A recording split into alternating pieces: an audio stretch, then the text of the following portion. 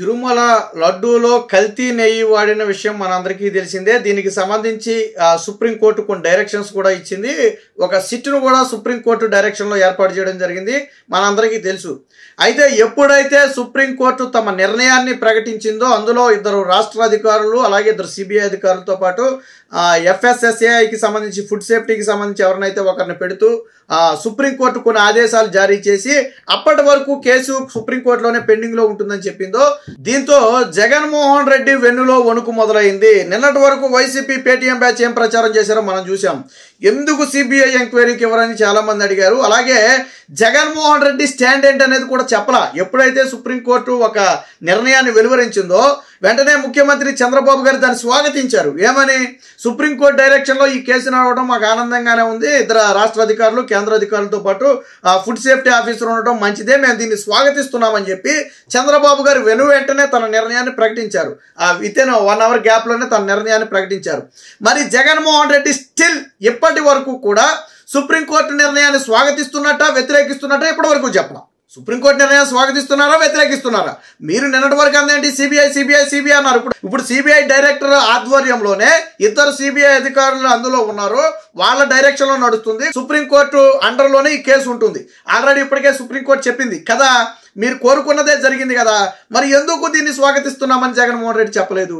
మొన్నటి వరకు సిబిఐ విచారణకు ఎందుకు ఇవ్వరని అడిగారు. నిన్నగాక మొన్న జగన్మోహన్ రెడ్డి సుప్రీంకోర్టు నిర్ణయం తర్వాత ప్రెస్ మీట్ పెట్టి ఏమని మాట్లాడాడు? సిట్టు లేదు గిట్టు లేదు, అసలు జరగని దానికి ఎందుకు సిట్టేస్తున్నారని చెప్పి జగన్మోహన్ రెడ్డి అడిగాడు. అంటే జగన్మోహన్ రెడ్డి దీన్ని స్వాగతిస్తున్నాడా వ్యతిరేకిస్తున్నాడా? అసలు వైసీపీ ఈ సుప్రీంకోర్టు ఇచ్చినటువంటి డైరెక్షన్స్ పట్ల వైసీపీ స్టాండ్ ఏంటి? ఇక్కడ చూడండి, 2 నాలుగుల ధోరణి ఉంది. కొంతమంది వైసీపీ నేతలు ఏం చేశారు? ఫర్ ఎగ్జాంపుల్ వైవి సుబ్బారెడ్డి, మాజీ టీటీడీ చైర్మన్, ఏమన్నాడు ఆయన? సుప్రీంకోర్టు తీర్పును మేము స్వాగతిస్తున్నాము, మాకు సుప్రీంకోర్టు పట్ల నమ్మకం ఉంది, సిబిఐ డైరెక్షన్లో కేసు విచారణ జరిగితే మాకు మంచిదేనని చెప్పి ఆయన చెప్పాడు. అలాగే కొంతమంది వైసీపీ నేతలు చంద్రబాబుకి ఇది చెంపపెట్టు, చంద్రబాబుకి ఎదురుదెబ్బ, రాష్ట్ర సిట్ను రద్దు చేసి సుప్రీంకోర్టు ఒక సిట్ని ఏర్పాటు చేసింది, మేము దీన్ని స్వాగతిస్తున్నాం అన్నారు. సరే, చంద్రబాబుకి చెంపదెబ్బ కాదు, పక్కన పెడదాం, స్వాగతిస్తున్నాం అన్నారు. మరి ఇదే మాట జగన్మోహన్ రెడ్డి ఎందుకు చెప్పలా? ఇదంతా మనం మాట్లాడుకునేది ఉదయం తీర్పు వచ్చిన తర్వాత 10:30 గంటలకు తీర్పు వచ్చిన తర్వాత మధ్యాహ్నం జగన్మోహన్ రెడ్డి 2ంటికి పెట్టాల్సిన ప్రెస్ మీట్ 3:30కో లేదా 3ంటికి పెట్టాల్సిన 4:30కో పెట్టాడు. ఒక గంటన అనుకున్న టయానికంటే 1:30 Jaganmohan Reddy press meet late. ఎందుకు లేట్ అయింది? ఆయన ముఖ్యమంత్రి కాదు, ఏదో పనుల మీద లేట్ అయింది అనుకోవడానికి.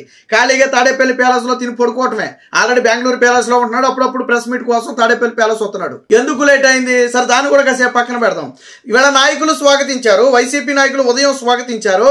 మరి అదే మాట జగన్మోహన్ రెడ్డి ఎందుకు చెప్పలేదు మధ్యాహ్నం ప్రెస్ మీట్లో? మొట్టమొదటిగా మేము సుప్రీంకోర్టు తీర్పును స్వాగతిస్తున్నాం, సుప్రీంకోర్టు డైరెక్షన్లో కేసు విచారణ జరగడం మాకు ఆనందంగా ఉంది, కేసులో వాస్తవాలు బయటకు వస్తాయి, రాజకీయంగా విమర్శలకు మేము దూరంగా ఉంటామని చెప్పి స్టేట్మెంట్ ఇవ్వచ్చు కదా. జగన్మోహన్ రెడ్డి ఎందుకు ఈ స్టేట్మెంట్ ఇవ్వలేకపోయాడు? ఎందుకు ఇవ్వలేకపోయాడు అంటే జగన్మోహన్ రెడ్డి వెన్నులో వణుకు మొదలయ్యింది. ఎందుకనంటే సిబిఐ విచారణ అంటే ఏం జరుగుతుందో జగన్మోహన్ రెడ్డి తెలుసు. మీకు ఉదాహరణ చెప్తా. వివేక హత్య కేసులో మొట్టమొదట సిబిఐ ఎంక్వైరీ అడిగినటువంటి వ్యక్తి జగన్మోహన్ రెడ్డి. నాడు ప్రతిపక్షంలో ఉన్నారు, అప్పుడు అధికారంలో టీడీపీ ఉంది, చంద్రబాబు గారు ముఖ్యమంత్రిగా ఉన్నారు. ఆ ఎన్నికల టైం కరెక్ట్గా ఎన్నికల దగ్గరకు వచ్చేది, కోడ్ కూడా దగ్గరకు వచ్చేసినట్టుంది, కోడ్ ఉందో మరి. ఆ టైంలో జరిగింది కదా. అప్పుడు ఏం చేశాడు జగన్మోహన్ రెడ్డి? ఎందుకు సిబిఐ ఎంక్వైరీకి ఇవ్వో చంద్రబాబు నాయుడు అని ప్రశ్నించాడు. సరే, అయిపోయింది, కట్ చేస్తే జగన్మోహన్ రెడ్డి ముఖ్యమంత్రి అయ్యాడు. ముఖ్యమంత్రి అయిన తర్వాత జగన్మోహన్ రెడ్డి ఏమన్నాడు? తూర్చు సిబిఐ ఎంక్వైరీ వద్దు అన్నాడు. సిబిఐ ఎంక్వైరీ వద్దు, నేను రాసిన లేఖను వెనక్కి తీసుకుంటున్నాను అన్నాడు. ఆల్రెడీ సిబిఐకి అప్పటికే లేఖ రాశాడు ప్రతిపక్షంలో ఉండి. ముఖ్యమంత్రి అయ్యాక వద్దు అన్నాడు. ఎందుకు వద్దు అన్నాడు అనేది చెప్పలేదు. జగన్మోహన్ రెడ్డి కూడా 3 సిట్లు వేశాడు. కానీ సునీతకు అనుమానం వచ్చి, జగన్మోహన్ రెడ్డి పాత్ర ఉందనేది అప్పటిదాకా సునీతకు అనుమానం లేదు, అనుమానం వచ్చి తాను సుప్రీంకోర్టుకి వెళ్ళి బలవంతంగా పోరాడి సుప్రీంకోర్టును కూడా ఒప్పించి ఈ కేసు విచారణ ఇక్కడ సాగటం లేదని సుప్రీంకోర్టును కూడా ఒప్పించి దాని కేసును పక్క రాష్ట్రానికి బదిలీ చేయించారు. అలాగే అప్పుడు సిబిఐ ఎంక్వైరీకి కూడా వేయించడం జరిగింది. సిబిఐ ఎంక్వైరీ వేయించాక జగన్మోహన్ రెడ్డి పాత్ర ఏమైంది? బండారం పట్టబయలైంది. అవినాష్ రెడ్డి పాత్ర, ఆయన తండ్రి పాత్ర, తాడేపల్లి పాత్ర.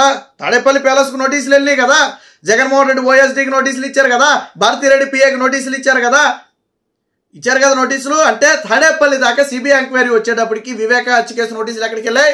తాడేపల్లి ప్యాలెస్కి వెళ్ళాయి. స్వయంగా సిబిఐ తన అఫిడవిట్లో ఏమని చెప్పింది?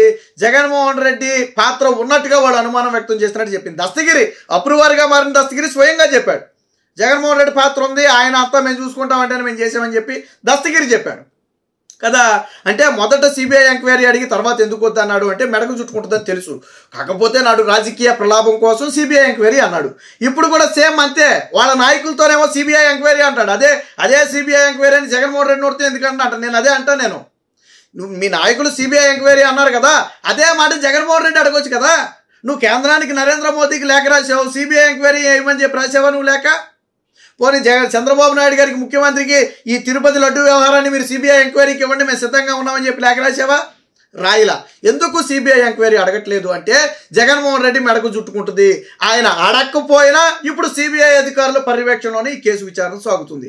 మరి జగన్మోహన్ రెడ్డికి భయం ఉండదా? మరొక వివేక హత్య కేసులాగా నెయ్యి కల్తీ 355 రూపాయలకు బోలే బాబా నుంచి వైష్ణవి కొంటే 319 రూపాయలకే ఎలా వచ్చింది ఏఆర్ డైరీకి? ఎవడైనా 355 కొని 319 రూపాయలకి టీటీడీకి ఇస్తాడా? 35 రూపాయలు నష్టం పెట్టుకుని ఎవడైనా టీటీడీకి ఇస్తాడా? లేదా 37 రూపాయలు నష్టం పెట్టుకుని టీటీడీకి ఇస్తారా కేజీకి? నువ్వు కనీసం 1 రూపాయి లాభం వేసుకోవాలి, 1 పైసా లాభం వేసుకోవాలా. పోనీ దేవుడి మీద భక్తితో ఇచ్చినా లాభం లేకుండా 355కైనా ఇవ్వాలా. ఎలా తగ్గించావు? లాగుతారు కదా, కూపీ లాగుతారు కదా, లాగితే వ్యవహారం మొత్తం బయటకు వస్తుంది కదా. సో వాళ్ళందరికీ తెలుసు. ఆల్రెడీ ఫుడ్ సేఫ్టీ అధికారిని ఇందులో వేశారు సిట్లో. ఆల్రెడీ ఫుడ్ సేఫ్టీ ఏమని తెలిసింది? కల్తీ జరిగింది మాట వాస్తవమే. ఈ రిజల్ట్ ఏదైతే నేషనల్ డైరీ ఇచ్చినటువంటి రిజల్ట్ ఉన్నాయో, ఎన్డీడీబీ ఇచ్చినటువంటి రిజల్ట్ ఉన్నాయో అవి వాస్తవమేనని చెప్పి నోటీసులు కూడా ఇచ్చింది కదా ఏఆర్ డైరీకి ఫుడ్ సేఫ్టీ నోటీసులు కూడా ఇచ్చింది కదా. అదే అధికారి అందులో ఉన్నాడు. సో జగన్మోహన్ రెడ్డికి తెలుసు ఇది ఎటు తిరిగి జగన్మోహన్ రెడ్డి మెడకు ఉచ్చులా బిగుసుకుంటుంది. వాళ్ళ హయాంలో కాంట్రాక్ట్ ఇచ్చిన మాట వాస్తవం, అసలు ధర కంటే తగ్గించి కాంట్రాక్ట్ ఇచ్చిన మాట వాస్తవం, కాంట్రాక్టు సంస్థ వేరే సంస్థల దగ్గర ఎక్కువ కొని టీటీడీకి తక్కువకి ఇచ్చిన మాట వాస్తవం, నెయ్యి కల్తీ జరిగిన మాట వాస్తవం, దాన్ని లడ్డూల్లో కలిపిన మాట వాస్తవం. సేపు విమర్శలను పక్కన పెడదాం, కోర్టు తీర్పులు రాజకీయ విమర్శలు పక్కన పెడదాం. గత 5 ఏళ్లలో లడ్డూ క్వాలిటీ తగ్గిందని విమర్శలు వచ్చాయా లేదా? వచ్చాయి కదా. ఒక తమిళనాడు భక్తురాలు చెప్పింది మొన్న, గతంలో ఒక లడ్డూని తీసుకెళ్తే 2 వారాలకు పైగా నిల్వ ఉండేదంట. ఒకప్పుడు ఒరిజినల్ లడ్డూని నెత్తితో తయారు చేసింది. కానీ జగన్మోహన్ రెడ్డి హయాంలో దర్శనానికి వచ్చి లడ్డూని తీసుకెళ్తే 3 రోజులకి 4 రోజులకే బూజు పట్టేస్తుందంట, వాసన వచ్చేస్తుందని చెప్పి మొన్న మహిళ చెప్పింది. ఎందుకు జరిగింది ఇది? కల్తీ నేతిని వాడటం వల్ల జరిగింది. నువ్వు స్వచ్ఛమైన ఆవు నెయ్యిని వాడితే లడ్డు ఎక్కువ రోజులు కూడా ఉంటుంది. ఈరోజు తిరుమలలో లడ్డూని మీరు ఎవరైనా తెచ్చుకుంటే 4 పలుకులు తీసి గట్టిగా నొక్కి చూడండి. ఇలా నొక్కి చూడండి, నెయ్యి వస్తుంది. ఏళ్ల మీదకి నెయ్యి వస్తుంది. 4 పలుకులు నొక్కితే నెయ్యి వస్తుంది లడ్డూని. లేదా లడ్డూని గట్టిగా బలంగా పిసుకంటే చేతిలోకి మొత్తంలోకి నెయ్యి వస్తుంది. నూనె కాదు, నెయ్యి వస్తుంది కదా. స్మెల్ కూడా ఒక అద్భుతమైన స్మెల్ వస్తుంది లడ్డు. కానీ వైసీపీ హయాంలో లడ్డు పొడిబారిపోయి ఉండేది. ఏదో ఎండిపోయిన మనం లడ్డూలో 2-3 గంటలు ఎండలో పెడితే అట్టుండదే, అలా ఎండిపోయిన లడ్డూలాగా ఉండేది. అసలు నెయ్యి అనేది పైకి వచ్చేదే కాదు. మీరు నొక్కినా సరే నెయ్యి పైకి రాదు, కనపడదు. మీరు లడ్డూని అటు ఇటు పిసికినా చేతికి నెయ్యి అంటదు. అది ఒకప్పుడు సిచ్యువేషన్ కదా. మరి తేడా ఎక్కడ వచ్చింది చెప్పండి నాకు. కోర్టు తీర్పును పక్కన పెడదాం. లడ్డూలో ఏదో తేడా జరిగినట్టు స్పష్టంగా అర్థమవుతుంది కదా. ఆ తేడానే ఈ కల్తీ నెయ్యి. కల్తీ నెయ్యి వల్లే లడ్డూలో ఇది తగ్గింది, ఎక్కువ రోజులు నిలవలేదు. పోనీ వేరే ఏదో డాడా ఏదో కలిస్తే అది వేరే విషయం. కానీ ఇక్కడ జంతు కొవ్వు కలిసింది, అది హిందువులు అపవిత్రంగా భావిస్తారు. అది కదా ఇక్కడ అసలు ఇష్యూ. కాబట్టి ఎప్పుడైతే సుప్రీంకోర్టు ఇందులో 2 సిఐడి అధికారులను పెట్టి వాళ్ళ డైరెక్షన్లోనే ఈ కేసు నడుస్తుందని చెప్పిందో, జగన్మోహన్ రెడ్డి గొంతులో పచ్చి వెలక్కాయ పడింది. దాంతో ఇప్పుడు కక్కలాక మెంగలాక దాన్ని స్వాగతించాలో తెలియదు, దాన్ని వ్యతిరేకించాలో తెలియదు. తెలియక తాడేపల్లి ప్యాలెస్లో మల్ల గుల్లాలు పడిపోతున్నాడు.